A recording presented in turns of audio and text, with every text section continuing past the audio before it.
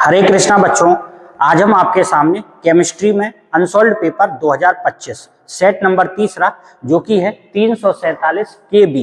तो आइए इसे बिना समय गंवाए समझते हैं। इससे पहले वाली वीडियो में, पिछली वीडियो में सेट पहला और सेट दूसरा लगा चुके हैं, ये सेट तीसरा है। तो देखिए पहला क्वेश्चन है, 1 बिलियन में विलेय की सांद्रता 3.5 ppm है, इसे निम्न में से किसके द्वारा व्यक्त कर सकते हैं। तो देखिए 3.5 ppm पार्ट पर मिलियन, ठीक है।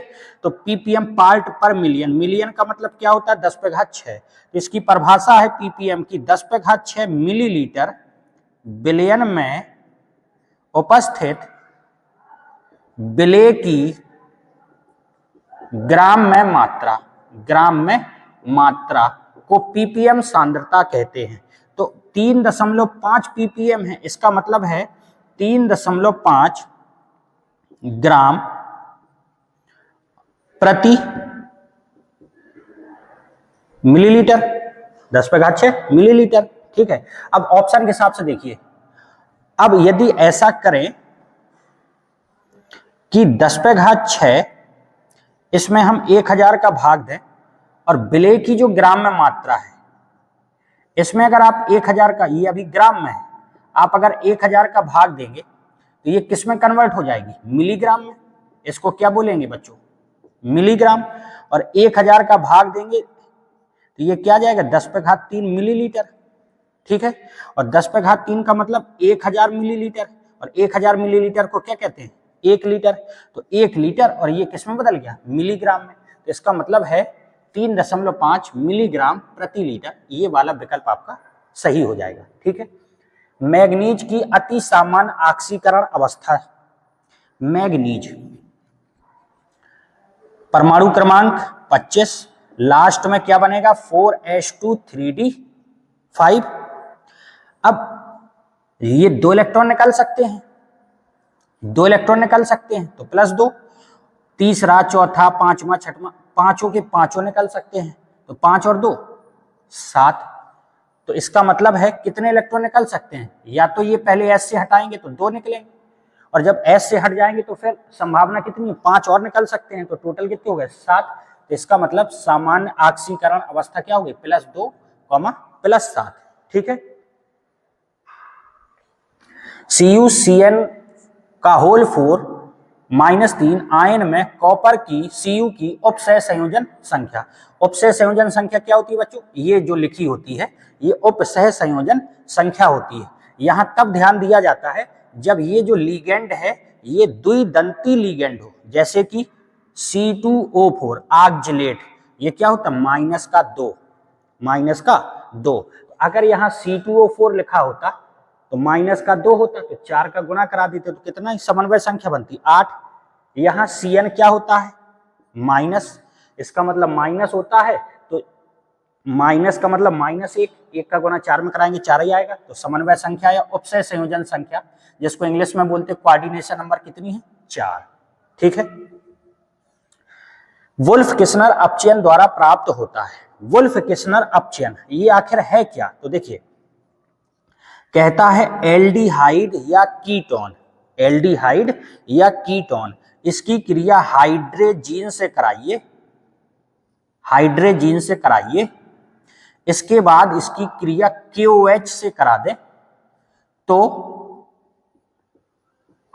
एल्केन प्राप्त होता है। क्या प्राप्त होता है, एल्केन प्राप्त होता है। तो इसका मतलब वो कह रहा है वुल्फ किस्नर अपचयन द्वारा प्राप्त होता है, क्या प्राप्त होता है CH2 भाई, O के स्थान पर क्या जाएगा H आ जाएगा, तो O के स्थान पर H आ जाएगा, तो ये प्राप्त होता है। इससे तो क्रिया कराई जाती है, इससे तो क्रिया होती है वुल्फ किस्नर की। तो प्राप्त क्या होता है, यही पूछा गया, प्राप्त होता है, तो ये प्राप्त होता है, ठीक है। निम्न में से कौन सी एमीन कार्बिल एमीन अपक्रिया नहीं देती, क्या पूछ रहा है, नहीं देती है। तो आपको पता है बच्चों कार्बिल एमीन अपक्रिया प्राथमिक एमीन देती है, प्राथमिक एमीन देती है, तो ये देगी, ये भी देगी। ये द्वितीयक एमीन है तो ये नहीं देगी, और ये तो एनिलीन है तो ये भी देती है। तो इसका मतलब है द्वितीयक एमीन नहीं देगी। कार्बोलामिन अपक्रिया कौन देता है? प्राथमिक एमीन देता है। और एनिलीन तो प्राथमिक एमीन और एनिलीन देगा, द्वितीयक एमीन नहीं देगा। ग्लूकोज में उपस्थित एल्डिहाइडिक समूह निम्न में से कौन सा परीक्षण नहीं देता है? टॉलेन परीक्षण देता है, ग्लूकोज की टॉलेन अभिकर्मक से क्रिया कराई है, ग्लूकोज की फेलिंग विलयन से भी क्रिया कराई है, लेकिन सिर्फ परीक्षण नहीं देता है। ठीक है, सिर्फ परीक्षण ग्लूकोज नहीं देता है। इस प्रकार से आपके विकल्प वाले क्वेश्चन सॉल्व हो गए। दूसरा क्वेश्चन देखिए, दूसरे का है मोलरता तथा मोललता को उदाहरण द्वारा समझाना है। तो देखिए मोलरता क्या होती है? मोलरता होती है 1 लीटर विलयन में उपस्थित विलेय के मोलों की संख्या को मोलरता कहते हैं। 1 लीटर विलयन में उपस्थित विलेय के मोलों की संख्या को मोलरता कहते हैं। इसे कैपिटल एम से प्रदर्शित करते हैं, कैपिटल एम से प्रदर्शित करते हैं। देखिए मोलरता तो किसकी संख्या? मोलों की संख्या, किसमें? 1 लीटर विलयन में। तो 1 लीटर विलयन में उपस्थित विलेय या उसी को बोल सकते पदार्थ के मोलों की संख्या को मोलरता कहते हैं, कैपिटल एम से प्रदर्शित करते हैं। सूत्र क्या बना? मोलरता बराबर विलेय के मोलों की संख्या अपॉन विलयन का लीटर में आयतन। वो कह रहा है एग्जाम्पल, तो जैसे मान लीजिए कोई भी एग्जाम्पल 3.5 कैपिटल एम H2SO4 विलयन का क्या अर्थ है? 1 लीटर विलयन में 3.5 मोल क्या है? H2SO4 के। विलयन में H2SO4 के मोल कितने हैं? 3.5। मोललता तो इसमें भी मोल आ रहा है, देखिए इसमें भी मोल आ रहा है, लेकिन इसमें है 1 किलोग्राम विलायक। 1 किलोग्राम विलायक, यहाँ क्या था? 1 लीटर विलयन, यहाँ क्या? 1 किलोग्राम विलायक में उपस्थित विलेय के मोलों की संख्या को मोललता कहते हैं। 1 किलोग्राम विलायक में उपस्थित विलेय के मोलों की संख्या को मोललता कहते हैं। इसे स्मॉल एम से प्रदर्शित करते हैं। मोललता बराबर विलेय के मोलों की संख्या अपॉन विलायक का किलोग्राम में भार। इसी प्रकार एग्जाम्पल 3.5 स्मॉल एम H2SO4 विलयन का अर्थ क्या है? क्योंकि इसको प्रदर्शित किससे करते हैं? स्मॉल एम से। तो विलयन का अर्थ है कि 1 किलोग्राम विलायक में H2SO4 के 3.5 मोल हैं। खा क्वेश्चन है, निम्नलिखित को समझाइए। लेंथेनाइड आकुंचन, लेंथेनाइड तथा एक्टिनाइड की ऑक्सीकरण अवस्था। तो सुनिए, आकुंचन का मतलब क्या होता है? सिकुड़ना। तो लेंथेनाइड श्रेणी में परमाणु क्रमांक जैसे जैसे बढ़ता है, परमाणु क्रमांक जैसे जैसे बढ़ता है उनकी त्रिज्या घटती है। इसी को कहते हैं लेंथेनाइड आकुंचन या संकुचन। बात क्लियर हुई? परमाणु क्रमांक बढ़ेगा तो परमाणु त्रिज्या भी बढ़ना चाहिए, लेकिन परमाणु क्रमांक बढ़ता है तो परमाणु त्रिज्या और आयनिक त्रिज्या में कमी होती है। आयनिक त्रिज्या में स्थिर कमी लेंथेनाइड आकुंचन कहलाती है। ऑक्सीकरण अवस्था, तो ऑक्सीकरण अवस्था देखिए, लेंथेनाइड जो श्रेणी है उसमें सामान्य ऑक्सीकरण अवस्था +3 होती है, लेकिन कुछ तत्व +2 और +4 ऑक्सीकरण अवस्था भी दर्शाते हैं। बात क्लियर हुई? सामान्य ऑक्सीकरण अवस्था कितनी है? 3, लेकिन कुछ तत्व 2 भी दर्शाते हैं और 4 भी दर्शाते हैं। इसी प्रकार एक्टिनाइड श्रेणी, एक्टिनाइड श्रेणी में ऑक्सीकरण अवस्था सामान्य कितनी है? 3, लेकिन कुछ तत्व 2 भी दर्शाते हैं, 4 भी दर्शाते हैं, 5 भी दर्शाते हैं, 6 भी दर्शाते हैं और 7 भी दर्शाते हैं। तो देखिए वही लिखा हुआ है, सामान्य ऑक्सीकरण अवस्था कितनी है? 3, लेकिन कुछ तत्व 2 भी दर्शाते हैं और 4 भी दर्शाते हैं। इसी प्रकार एक्टिनाइड में आ जाइए, सामान्य ऑक्सीकरण अवस्था 3 होती है, लेकिन कुछ तत्व, लेकिन एक्टिनाइड 2, 4, 5, 6, 7 ऑक्सीकरण अवस्था भी प्रदर्शित करते हैं। गा क्वेश्चन उप सह संयोजन यौगिकों में संयोजकता आबंध सिद्धांत, बैलेंस बॉन्ड थ्योरी। तो इसको देखते हैं।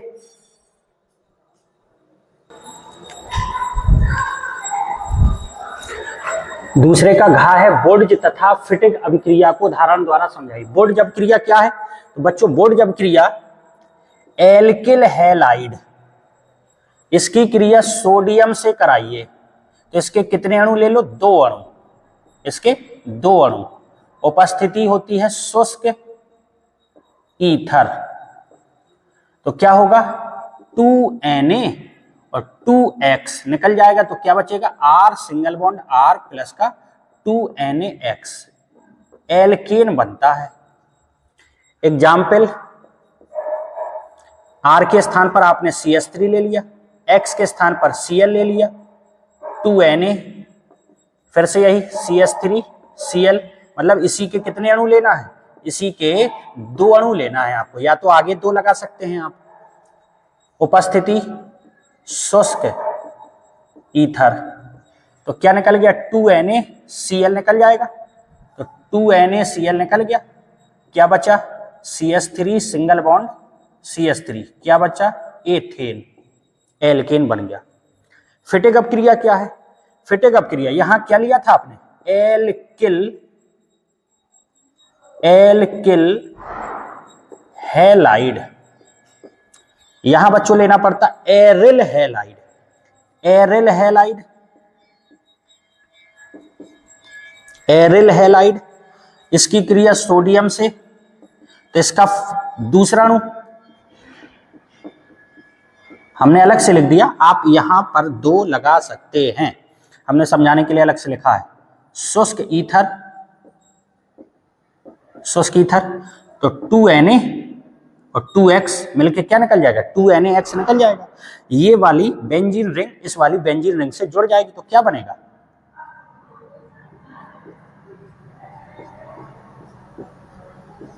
प्लस का 2NaX डाई फेनिल। एग्जाम्पल के तौर पर क्लोरोबेंजीन, या यहां Br लगा दीजिए, ब्रोमोबेंजीन की क्रिया सोडियम से, या तो आगे 2 लगा दो, इसके 2 अणु लेना है, या दूसरा अलग से लिख लीजिए। उपस्थिति शुष्क ईथर, क्या निकल गया बच्चों? 2NaCl निकल गया, तो ये इससे जुड़ जाएगा।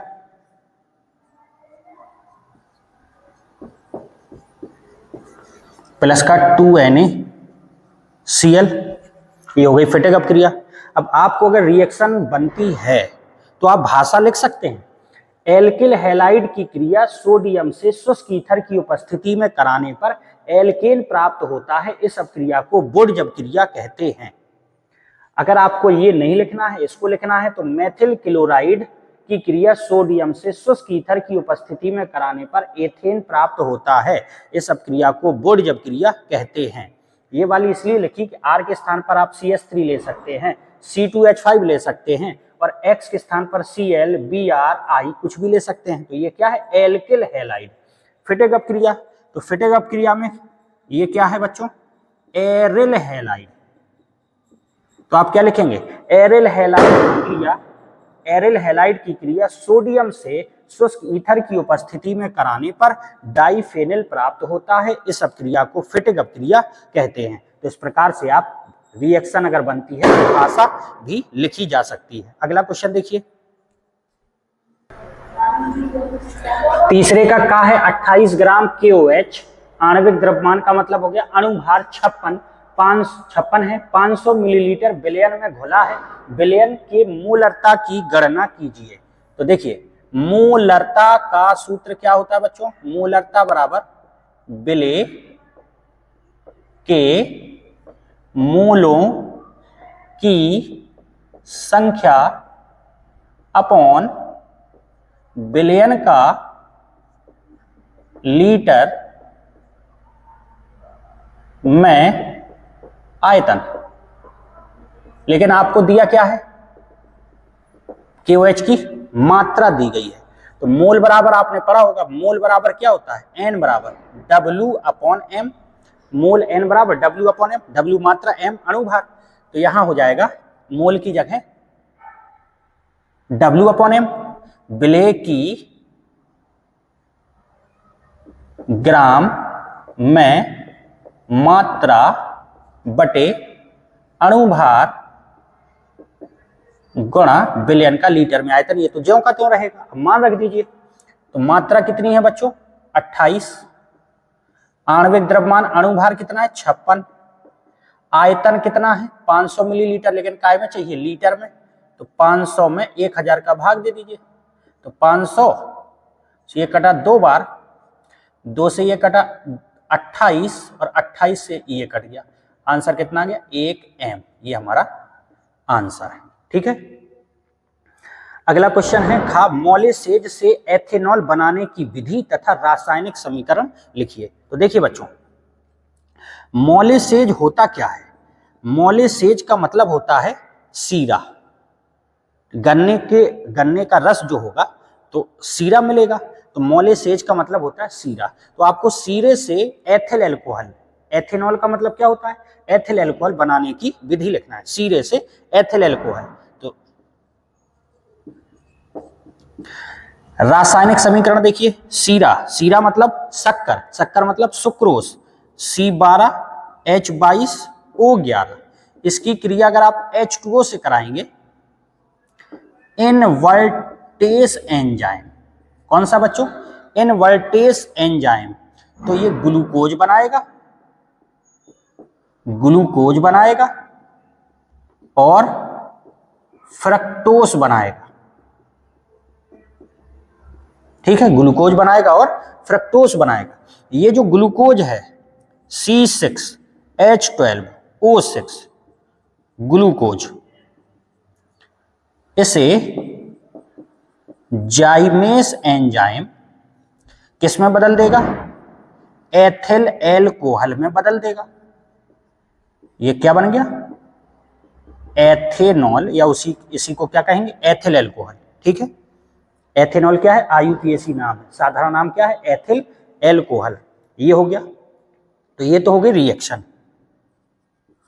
सुक्रोस या गन्ने की शक्कर, या इसी को कहेंगे सीरा। ठीक है, अब आप भाषा क्या लिखेंगे? बनाने की विधि भाषा क्या लिखेंगे? तो देखिए ध्यान से सुनिएगा। इसके लिए गन्ने के रस से सीरा प्राप्त करके उसमें जल मिलाकर इतना तनु कर लेते हैं कि उसमें शर्करा 15% से अधिक ना हो। गन्ने के रस से सीरा प्राप्त करके उसमें जल मिलाकर उसे इतना तनु कर लेते हैं कि उसमें शर्करा 15% से अधिक ना हो। क्यों? क्योंकि सांद्र विलयन में एंजाइम क्रिया नहीं करते। अब इस विलयन में क्या करेंगे? तो इतना करने के बाद अब इस विलयन में H2SO4 मिलाते हैं, और H2SO4 मिलाकर pH 4 से 4.5 के बीच कर लेते हैं। ठीक है, 4 से 4.5 के बीच कर लेते हैं, और इसे 21 से 27 डिग्री सेंटीग्रेड ताप पर, 21 से 27 डिग्री सेंटीग्रेड ताप पर बड़े बड़े हौजों में ईस्ट मिलाकर 30 से 60 घंटे के लिए रख देते हैं। क्या मिलाकर बच्चों? ईस्ट मिलाकर 30 से 60 घंटों के लिए रख देते हैं, जिससे किण्वन द्वारा, जिसको इंग्लिश में बोलते हैं फर्मेंटेशन, किण्वन द्वारा ईस्ट में उपस्थित इनवर्टेस और जाइमेस नामक एंजाइम सुक्रोज को एथेनॉल में परिवर्तित कर देते हैं। इस क्रिया को किण्वन कहते हैं। किण्वन से प्राप्त विलयन में 6 से 10% तक एथिल एल्कोहल मतलब एथेनॉल होता है, जिसे वास कहते हैं। ये हो गई आपकी विधि। आप रिएक्शन लिख सकते हैं। एक बार पुनः सुन लीजिए। इसके लिए गन्ने के रस से सीरा प्राप्त करके उसमें जल मिलाकर इतना तनु कर लेते हैं कि उसमें शर्करा 15% से अधिक ना हो, क्योंकि सांद्र विलयन में एंजाइम क्रिया नहीं करते। अब इसमें H2SO4 मिलाकर उसका pH 4 से 4.5 कर लेते हैं, और इसमें ईस्ट मिलाकर इसे 21 से 27 डिग्री सेंटीग्रेड ताप पर 30 से 60 घंटे के लिए रख देते हैं, जिससे ईस्ट में उपस्थित इनवर्टेस और जाइमेस नामक एंजाइम शर्करा विलयन को एथेनॉल या एथिल एल्कोहल में परिवर्तित कर देते हैं। इस क्रिया को किण्वन कहते हैं। किण्वन से प्राप्त विलयन में 6 से 10% एल्कोहल होता है और शेष जल होता है, जिसे क्या बोलते हैं? वास कहते हैं। ये आपकी विधि हो गई। ठीक है, अगला क्वेश्चन देखिए। क्वेश्चन तीसरे का गा है बच्चों, कार्बोनिल समूह तथा कार्बोक्सिलिक समूह की प्रकृति को समझाइए। इसकी प्रकृति को समझाइए। तो देखिए कार्बोनिल समूह होता क्या है? ये होता है कार्बोनिल समूह इस प्रकार से, ये होता है कार्बोनिल समूह। तो इसकी प्रकृति ध्रुवीय होती है, याद रखिएगा, इसकी प्रकृति ध्रुवीय होती है। इसमें जो ऑक्सीजन परमाणु है, ऑक्सीजन अधिक विद्युत ऋणात्मक होता है। कार्बन की तुलना में ऑक्सीजन परमाणु की विद्युत ऋणात्मकता ज्यादा होती है। विद्युत ऋणात्मकता ज्यादा होती है तो इस पर आंशिक ऋणावेश और कार्बन परमाणु पर आंशिक धनावेश उत्पन्न हो जाता है।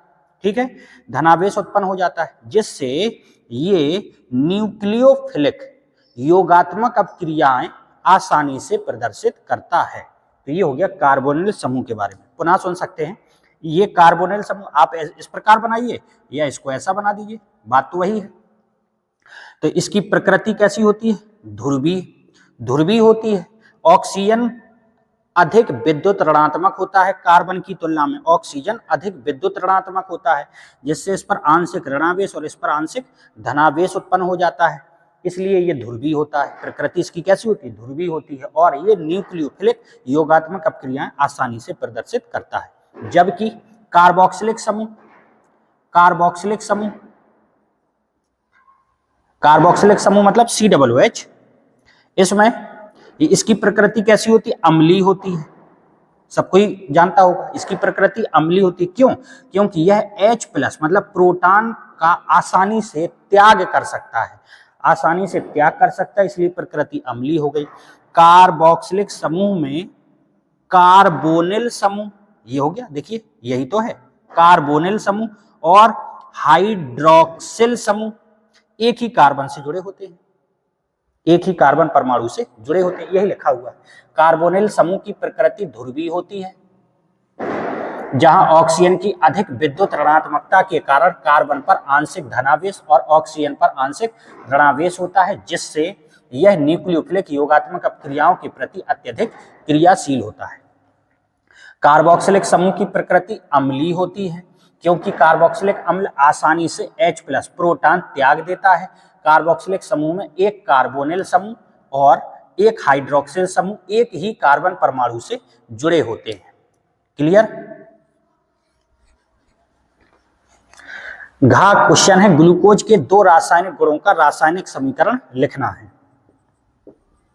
ग्लूकोज, तो देखिए सबसे पहले PCl5 से क्रिया हम दर्शा रहे हैं, कोई भी आप लिख सकते हैं जो भी आपको याद होगा। तो CHOH का होल 4 CH2OH, ये होता है ग्लूकोज। ठीक है, ये होता है ग्लूकोज। अब अगर आप इसकी क्रिया PCl5 फास्फोरस पेंटाक्लोराइड से कराएंगे तो आपको पता है PCl5 OH के स्थान पर क्या लगा देता है? Cl लगा देता है। तो क्या बना? CHO, CH, Cl का होल 4 CH2Cl प्लस का कितने Cl लग गए? 5, तो 5 अणु ले लीजिए, प्लस का 5 HCl। क्यों?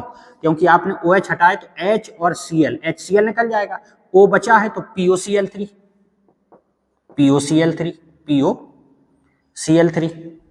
इसका नाम ग्लूकोज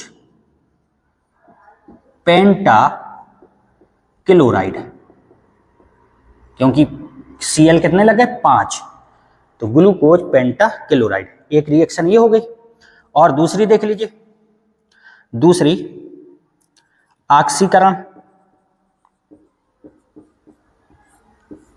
ऑक्सीकरण देख लीजिए। ऑक्सीकरण में ग्लूकोज CHO, CHOH का होल 4 CH2OH, इसकी क्रिया या तो ऑक्सीकरण में दुर्बल ऑक्सीकारक से करा रहे हैं या प्रबल ऑक्सीकारक से, जो भी आपको याद हो। हमने तो टॉलेन अभिकर्मक Ag2O से कराई। ये क्या है बच्चों? टॉलेन अभिकर्मक।